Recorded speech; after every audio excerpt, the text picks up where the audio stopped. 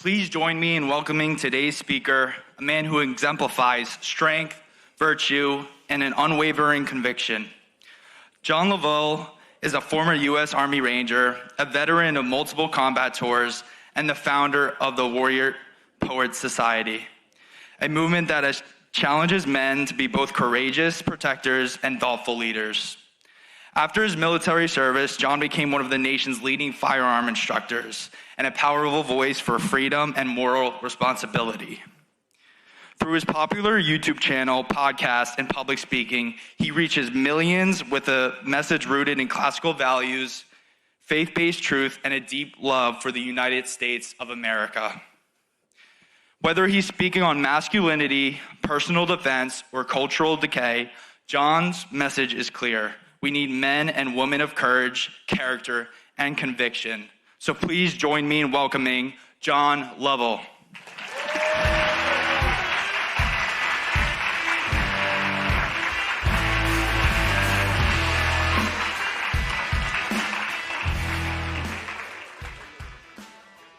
My speech title today is called The Failsafe of a Dying Republic. Is that provocative or what? Thank you. That could be a book title. That's fantastic. The way this will work here is we'll talk about some serious issues right off the rip, and then we're going to have a little bit of fun in the last half of my speech. Sound good? YAF, are you fired up? It's good to see you guys again. Yeah. Awesome. Freedom is not the natural state of the world. In modern times, up until modern times, the real rule of thumb is that only a handful of countries actually pulled off a successful democracy. What the world is really known as the rule of kings, the rule of empires and Caesars and powerful aristocracies. That's been the default setting of the world. And in fact, all nations have in their rearview mirror slavery. The natural state of the world isn't freedom. It's closer to slavery and despotism. That's what typically anyone born anywhere around the world for all time was facing that. It's in the breadbasket of America that a lot of times our freedoms we can take so hopelessly for granted. The world defaults to tyrannical rule. That is the default setting.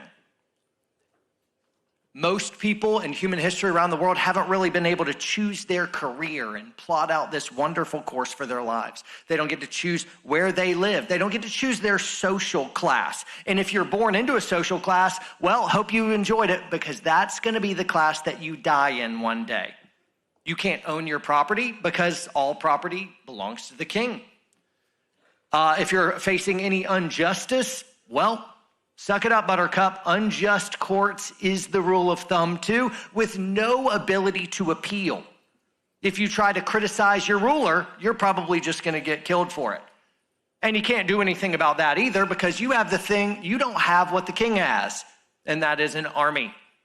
The state has always had monopoly on violence, and allowing its citizenry to be able to rise up in arms against it is unthinkable until our great American experiment that we had. Our founders believed in freedom so much, felt it in their bones, in their veins, in their souls. They believed in freedom so much, they believed freedom was worth dying for. It was more important than life to our founders. And in fact, in signing the Declaration of Independence, which went across the sea to King George, they were signing their death warrants. They knew a war was going to come, and if they lost that war, they were all going to die for it.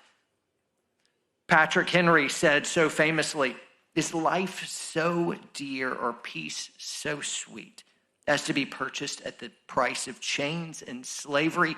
God forbid it. I know not what course others may take, but as for me, give me liberty or give me death." You guys are awesome. I knew I liked you.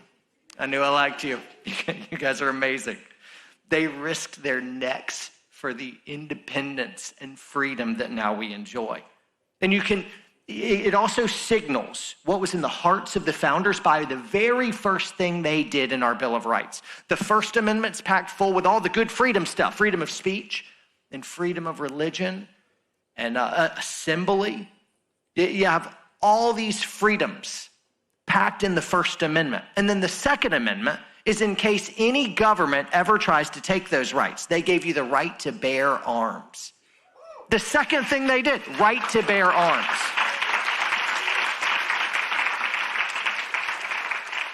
They wanted a citizenry that was armed to the teeth, with the same weapons that any standing army might have. And they were encouraging their citizenry to be well-trained in the use of their guns. In other words, if all the freedom stuff didn't go so well, we were given the Second Amendment as a failsafe to our republic that may meet tyranny one day. That's the failsafe of a dying republic. The Second Amendment, the right to bear arms. Patrick Henry, in another quote, said, "Guard with jealous attention the public liberty. Suspect everyone who approaches that jewel." Translation, if you see any politician trying to take away the First Amendment, and they'll do it in a slick way. They'll be like, oh, no hate speech. You got freedom of speech, but no hate speech. And the fine print is hate speech is speech that we hate. Any way that they can take away your freedoms, Patrick Henry is telling us, make special note of that lawmaker, that politician. They are not your friends. Anyone that tries to take away First Amendment or your Second Amendment, any gun-grabbing politician, beware that person, is what Patrick Henry is saying. He goes on, unfortunately, nothing will preserve it, our freedoms, but downright force. Whenever you give up that force, you are ruined. The great object is that every man be armed, everyone who is able to have a gun. That's awesome. Another founder, George Mason, would say to disarm the people is the best and most effectual way to enslave them. Did you know that all laws are ultimately enforced by violence? All laws ultimately are enforced at the end of a gun. Let's say that you guys do awesome and you're not spending all your money on Gucci designer clothes and the next new iPhone or whatever. You're saving your money. Good job, fist pump for you. And you pay off your house. Can you imagine? Wouldn't that be amazing? Oh, the financial freedom. You could just roll around it. You do snow angels in that financial freedom. But you've done it. Way to go. You paid off your house. And having worked your whole life to pay off this house, they send you a property tax bill every single year. Every year you have to pay the government the right to stay at your house that you own outright. Now, let's just say, being a free-thinking person, this is my land, this is my house, I'm not paying rent to the government, I'm not gonna pay my property tax. Well, they're gonna send you a notice. You owe us money, give it to us. And if you don't, then they're gonna fine you more money on top of it. And then if you don't pay that, they're gonna send people out to take away your property. So if you owned it all outright, you lose the entire property because you didn't pay your tax bill. And if you refuse even then, men with guns will take you to jail. And if you don't go with them freely, they will kill you for it. The government will kill you for your money. All governments will. It's not just ours. It's all governments will do that. That's why the founders are giving you a Second Amendment, right? A right of recourse in case a government gets so tyrannical that living under such a heavy-weighted rule becomes impossible. You at least have this fail-safe means to be able to shrug off that tyranny. If you give away all your guns, you have no recourse. They can come up with any rule they want. They can tax you at 110%. And guess what you're gonna do? Pay your taxes or go to jail and die. Seems dramatic, but that is actually the course of the world. Now, some of you would say this has not been very fun so far. So let's shift gears just a bit. It's a serious subject. But my desire here in my limited time is to exalt the Second Amendment for what it is. First and foremost, it's the fail-safe of a dying republic. If a government is ever getting too much into doing tyranny stuff and you want to be able to claw that back, well, your only ultimate recourse is to make sure you didn't give up your Second Amendment. Tyrants don't want to fight. Just the presence of a very armed populace keeps tyrants at bay because they know if all of America is armed to the teeth, they can only get away with so much. So what they'll want to do, and this is absolutely true for any despotic ruler, any king, any Hitler, anyone that wants to rise up, the very first thing you want to do is disarm the populace. And then you can do whatever you want. Once you disarm them, you can get away with anything. But as long as you're armed, just the presence of firearms far and wide amongst the populace makes tyrants still want to get your guns, so that then you would have no recourse. And then they can truly do whatever they want. So just having guns in the first place, being hilariously and amazingly armed to the teeth, makes tyrants pause so that they don't go quite as far as they would. In your lifetime, you're going to see all kinds of pressures for the government to disarm you. It'll come in the way of financial pressure.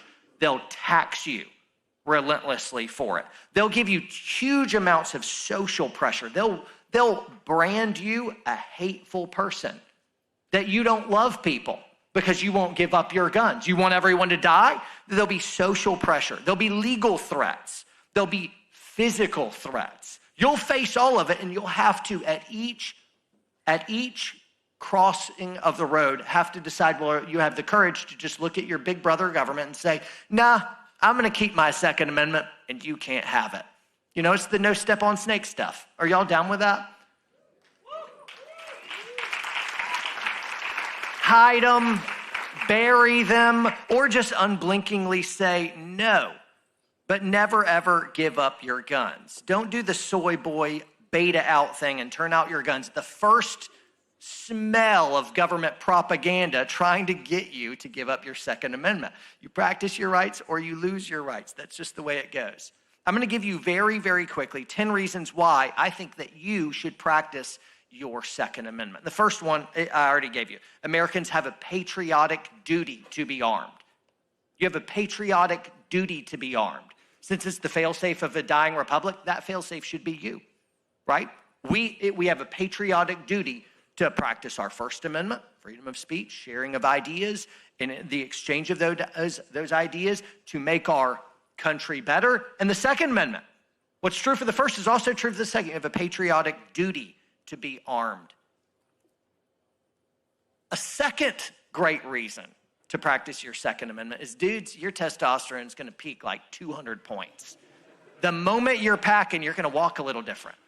Going to move through a room, your head's going to be just a little bit higher. You're going to give out like a musk, and girls just swoon, and they don't understand why. And you're carrying concealed, and they won't know, but you just have this air of confidence about you. Dudes, if you're having trouble growing a wonderful beard, it's all coming in like Joe Dirt patchy and stuff, or you got the black peach fuzz Mormon mustache going on there. I know I'm savage. I can't believe they keep inviting me back. So good. Dudes, the moment you put on a gun, that patchy beard thing is just going to go full Grizzly Adams. You're going to look glorious. It's going to be this lion's mane just going down on your chest. Dude, don't believe me? I shaved this morning. So good. So good. That's the second reason. Your testosterone is going to go up. No, truly, you're going to have an air of confidence about you. That's a good thing, right? Some confidence. A third thing, if there's a home invasion, you're ready to defend your family. Superior force, 2 or 3 people come in, you're just going to get beat up and watch them do whatever they want. It's like, no. Firearms are a great equalizer, right? And so in a home defense scenario, you'll be able to do something about this. There was a friend of mine many years back. He was helping lead worship at a church. Typical skinny jeans wearing. I mean, his biceps were the same diameter as his wrists. He's married to a lovely gal who became fearful about her own security and that of her children. And so she wanted to get firearms in the house. He was very uncomfortable with it. And so she ended up getting some training. Then there was a bump in the night one night. This is a true story. Bump in the night. They're freaking out. They're afraid. And she brings the gun and hands it to him. And he says, I don't know how to do it. I don't know how to work that. And so he stayed with the kids while she went and cleared the house with a firearm. That's a true story.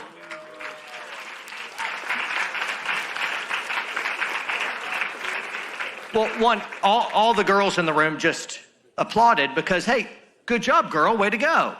Yas, queen, like whatever.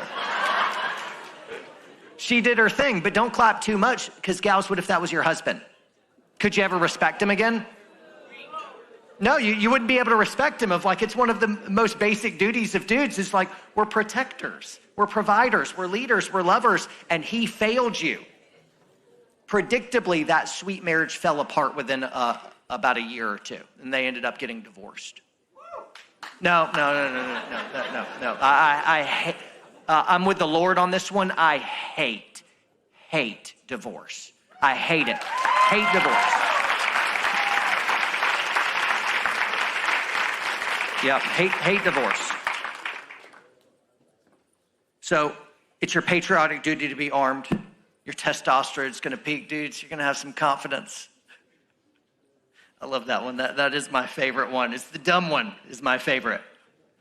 In case of a home invasion, you'll be able to defend your family. Number 4 is guns are just a really cool hobby. It's just cooler than what most people are in. It is. It's just a fact.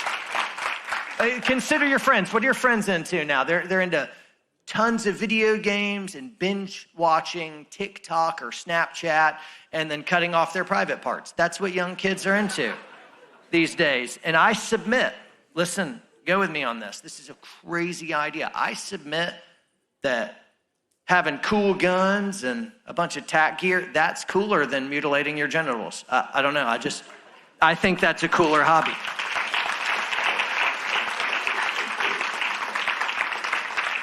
Number 5, another reason why I think you should practice your Second Amendment. You can hunt and feed your family. With firearms, you can feed your family. Go kill deer and stuff, right? It's good.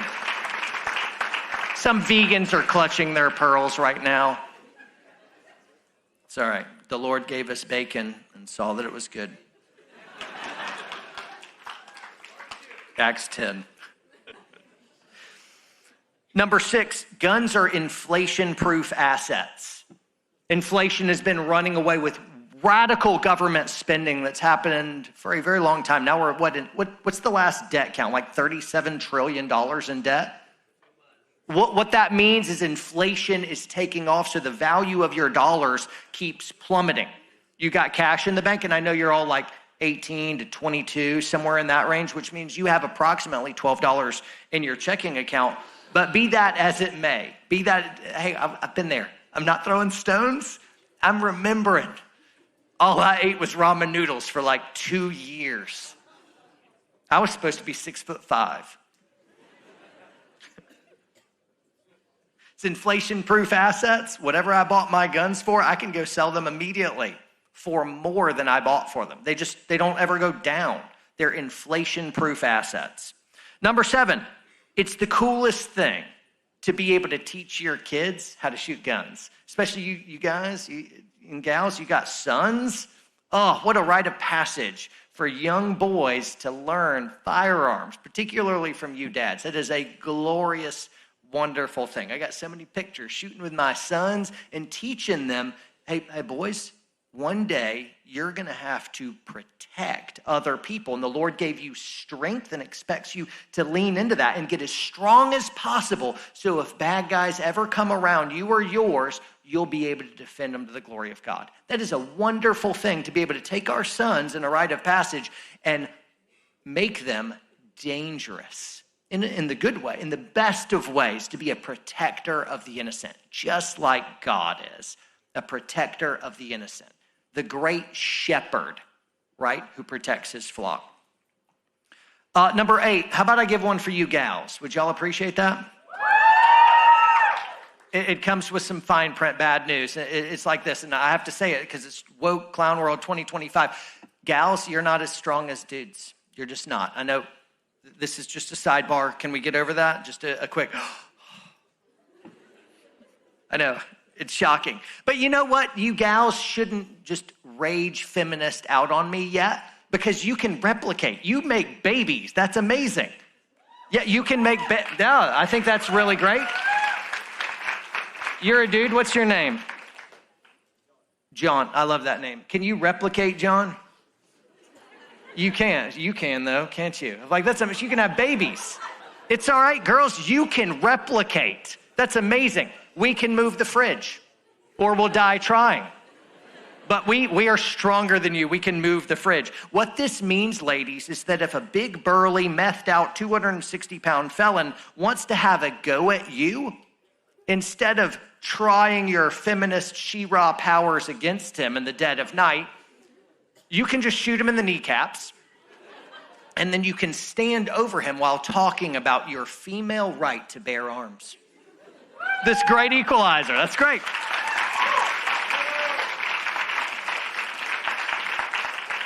I'm out of town right now, and my wife is protecting our boys with lots of guns. And my boys have firearms too. It's a well-protected family, which means Papa Bear can go on the road and stand up and talk to a bunch of you guys knowing my family's taken care of. They're trained up, they're armed up, and that is a wonderful, wonderful thing. Number 9, firearms are a great family heirloom. It's cool to pass down. I've got a lot of really cool guns, guys. Silenced, belt-fed machine guns. I got huge Barrett 50 cals. I've got obscene, crazy stuff. Stuff that the founders would have traded their favorite mules for. I mean, just the really, really good guns. But the guns that mean the most to me, it's the ones that pass down from that's my grandfather's shotgun. You know? And so when I hold that, it's sentimental to me. That's a great thing. Last one, if there's ever an active killer event, you can rescue others. This is the main reason I carry guns every single day. It's not that I think someone wants to take a run at me. I'm not doing it for me.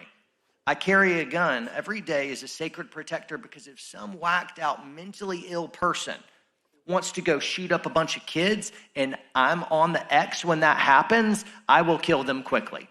No dead kids on my watch. I'm a protector. I am armed, I am trained, and I'm ready to defend others.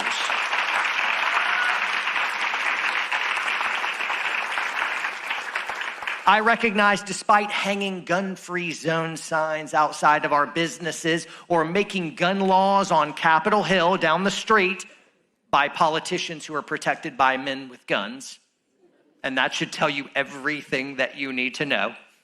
The people who want to disarm you are protected by people with guns. I know this one thing, signs don't solve active killer issues, which are there because of mental health issues. The only way to stop a bad guy with a gun is a good guy with a gun. That's it. That's it. Bad guy with a gun, you send in a good guy with a gun. And I submit that that good guy could be you, right? Practice your Second Amendment, guard jealously that sacred jewel, the Second Amendment, the failsafe of a dying republic. Guys, that's it, and I'll do questions now.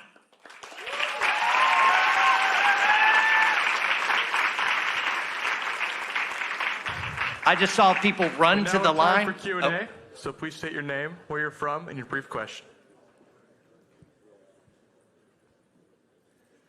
Hello, my name is Matthew Matista. I'm from Benedictine College, and I have to admit, I zoned out for a second. Could you go over number 5 again? Feed your family, hunting with guns. Oh, okay. Thank you. You're welcome.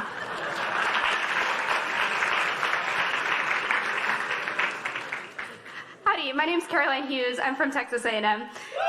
Thanks. And I carry every day. I've been shooting since I was about 8, and I regularly shoot in single action shooting competitions. Great. Awesome. Great. But I have a question regarding your stance on campus carry. Should it be included in constitutional carry? And then for anybody in here that doesn't carry right now or is looking to get into firearms, what do you recommend getting after like your everyday carry gun?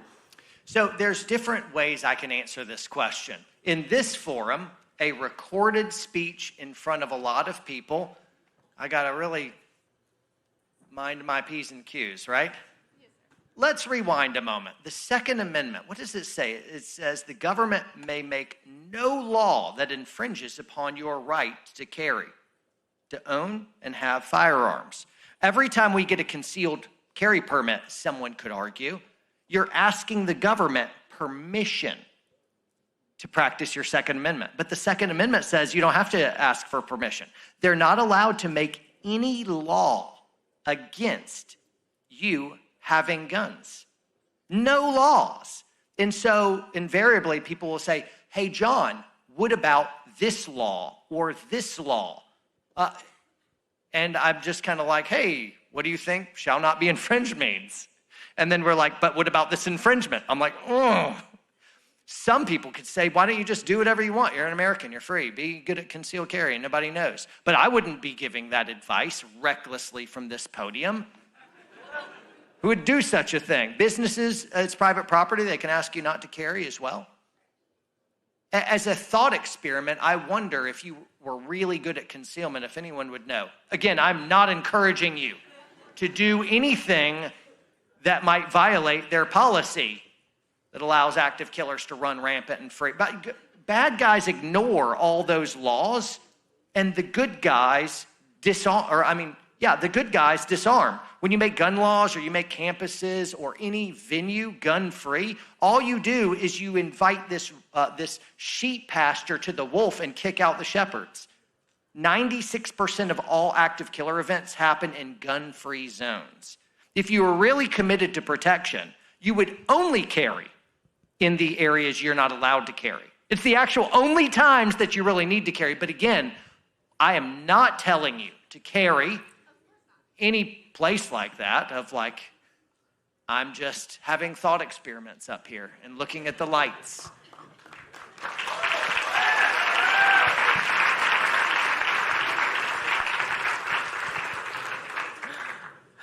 Hi, I'm Bryce Wagner from the College of Idaho, and I was wondering, how is it that we can make guns cool on campus again? Guns are cool whether your lawmakers or deans recognize it or not. It's just really cool. The problem is a lot of students have suffered great amount of propaganda, and they're just buying it hook, line, and sinker.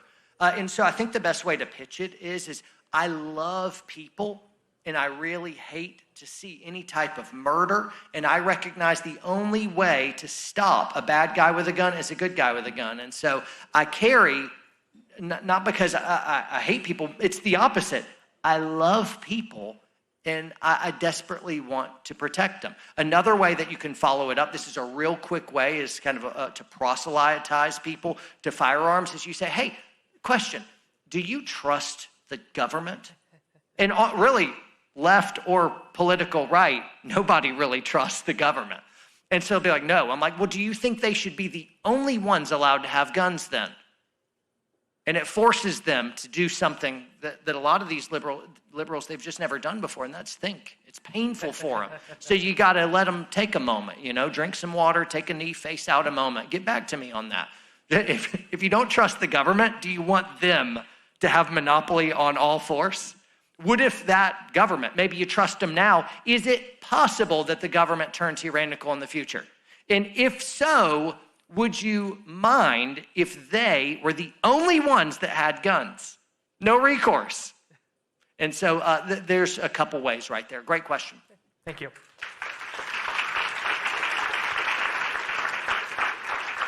Good morning, Mr. Lovell. My name is Daniel Levy. I'm from Embry-Riddle Aeronautical University in Prescott, Arizona. This summer, the Senate parliamentarians struck both the Hearing Protection Act and the Short Act out of the Big Beautiful Bill. I wanted to know what your thoughts are on the National Firearms Act as a whole and what the next steps forward would be to getting those rights back. Sure. So NFA, National Firearms Act, it is a series of laws that was passed which inhibit parts of your Second Amendment. It's unconstitutional. It's all unconstitutional. They're all illegal laws, in my belief, and if a law contradicts the highest level of the land, then that law is illegal, ostensibly. And so, yeah, I'm upset with that. When they put it in the Big Beautiful Bill, I didn't think it would actually make it across. So I was not surprised at all when it was taken down. Of whenever you want to get something across, you throw everything in the bill that you possibly want, and then you wait for pushback. And then when you drop certain stuff out, it becomes a concession and a bargaining chip. And I didn't think that our administration would be so zealous about striking down the NFA. I figured it'll be a bargaining chip for something else that they really want badly. And so that won't last. And I ended up being right about that. I didn't want to be right. But yeah, baby steps, one step at a time to claw back the free use of our Second Amendment. But thank you.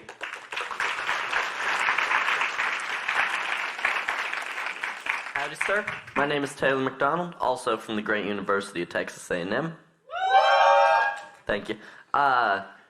You said earlier, or at the very least strongly implied, that guns are the most masculine hobby.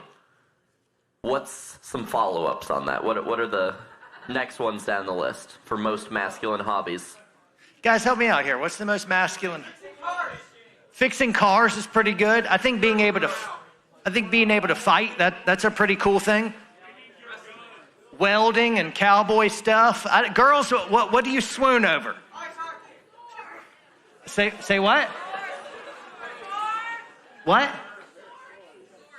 Swords? Sure, no, but it's just hard to carry. And if I got this just sword, could you imagine? Ugh. It just, you can't conceal them as much. And that's called a knife, and it's not as fun. Great question. I would love to just spend all day on that. That's great. And I think it's a good endeavor. Girls, would you like strong masculine men again? Yeah. I was just thinking we're in Washington, D.C. right now, and there's no other meeting room I could ask that in and get an affirmative response. We have all the real women in this room right now.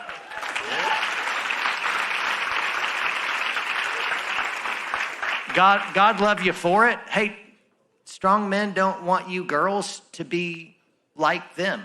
You know, feminism teaches gals the lie that you're supposed to grow up and compete with men by becoming more like men in their roles. I'm like, no, we don't want you to be like, my wife is not masculine at all. She's super feminine. And if she was just like me, I'd be super gay, you know? She's feminine. Masculine wants feminine. And it's so wonderful when feminine wants masculine again. You know, so there's a sidebar. That one's free. Thank you so much, sir. Cheers. Hello, my name is Natalie Dindalk, and I'm at Liberty University. So I live in California currently. I move in next week. So obviously California has gun regulations, and they also require you to register your firearms with the state of California to make sure that they keep track of all of that. So what do you think about having to register your firearms, and then also the limitations that they put on what you can own and what makes it legal versus illegal?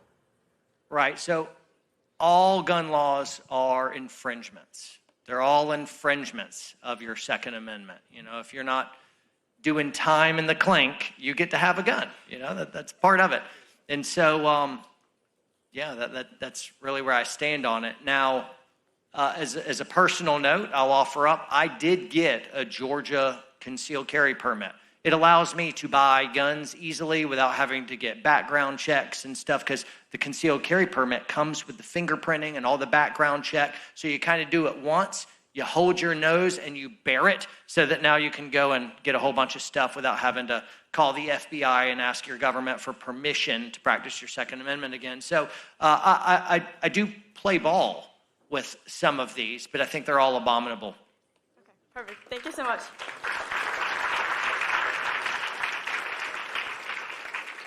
Hi, Mr. Lovell. Thank you for your speech. My name is Raider Myrie, and I'm a student at the University of Alabama. Roll Tide.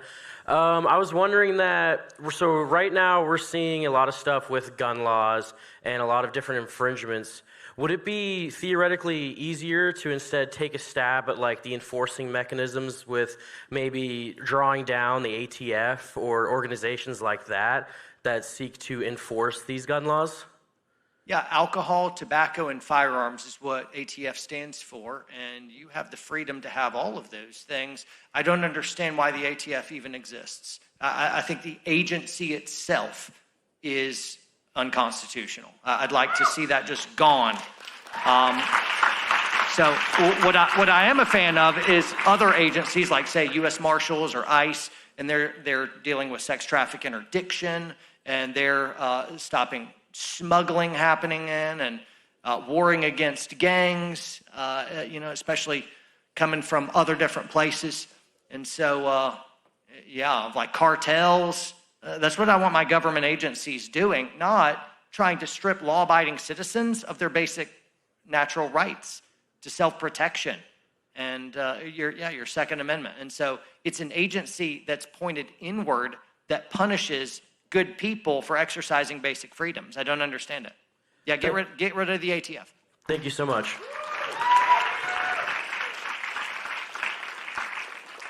Hello, sir. My name's Ethan Booley from Casunas River College. The Second Amendment references a well-regulated militia. What exactly is the meaning of this phrase, and would the Second Amendment also apply to those with a criminal record or mental health problems? How does that relate to a well-regulated militia, and is that a justification to restrict gun rights? Wonderful. So language changes over time. When the Second Amendment says a well-regulated, that means like a well-disciplined. That means you are trained up. That means you're a force to be reckoned with. You don't just have the right to bear arms. The government's suggesting that you should be organized with other local gun owners and that you guys should be well-regulated, well-disciplined in how often you're training so that you're a superior fighting force. What it doesn't mean is the government gets to make a bunch of laws, and then the second part of the statement contradicts it to say the government may make no laws. So you can't understand even logically how regulated means gun regulations from DC lawmakers. No, regulated in that context and in that time, regulated meant well-trained and disciplined and organized local militias. And remember, in that time, they didn't want a standing army. The militia was everything. And so they wanted the populace to be organized in pockets of resistance that would all rise up and band together. But it was completely decentralized. And so we're reading in an older understanding of what regulated means through our newer context lens. And so that's what well-regulated means. It means you're really good with your guns. Thank you, sir. Yeah. There was a follow-up there. Hold on right there. Of like he said, what about with mental health issues? And I think that's worth tackling. I would say that there's some, I mean, if I have a paranoid schizophrenic who's unalive 12 people, that person should be in prison. You know, that person shouldn't have the right to bear arms because they actually don't even have the right to walk freely among you. You forego basic natural rights when you go to prison for murdering people and things like that. If you've done your time, then you should have the full rights of a normal citizenry. It shouldn't follow you anymore.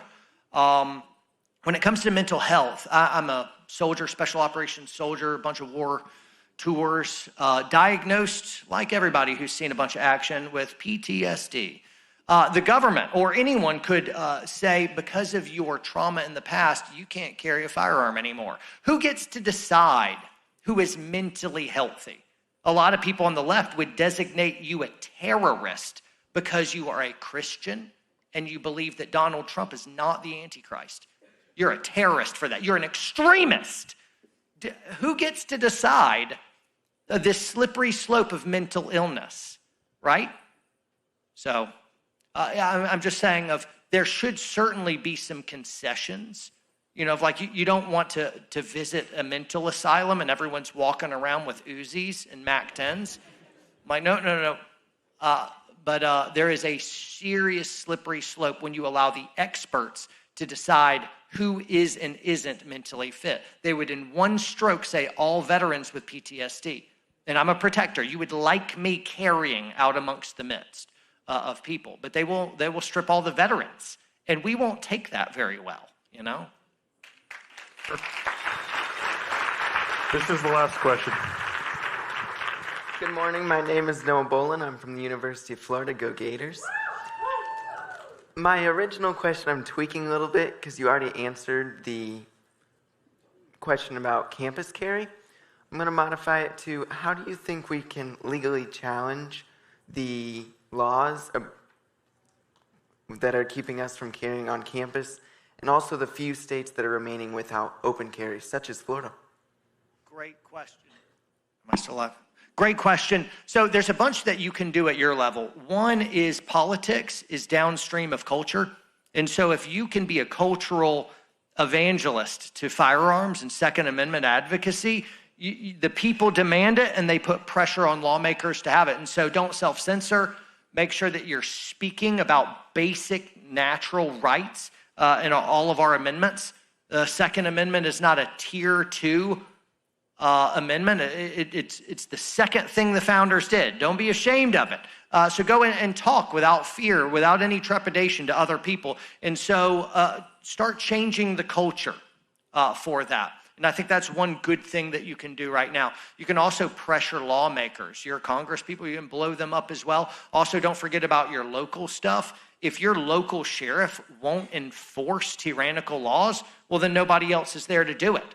During the lockdown, some brave sheriffs saw too much no step on snake tyranny stuff, and they're like, yeah, we're not enforcing that. And then the people just did whatever they wanted, because if the local law enforcement won't arrest you for it, the federal government has no teeth. They have to send in a bunch of armed feds to, one, they've got to go head-to-head with the local law enforcement there as well. They just don't have the federal government doesn't have the manpower to do it. That's why the federal government has been engaged, and the deep state has been engaged in a plot to destroy local policing with a huge propaganda to make America hate police, so that they can replace all of your local, city, state law enforcement with federal law enforcement. Federal law enforcement has been skyrocketing because the idea is they will have an entire country of federal cops, like a standing army that points in instead of out. And so, yep, I'm out of time. Guys, thanks so much. YAF, you are incredible. Be well. All right, everybody, please stay seated.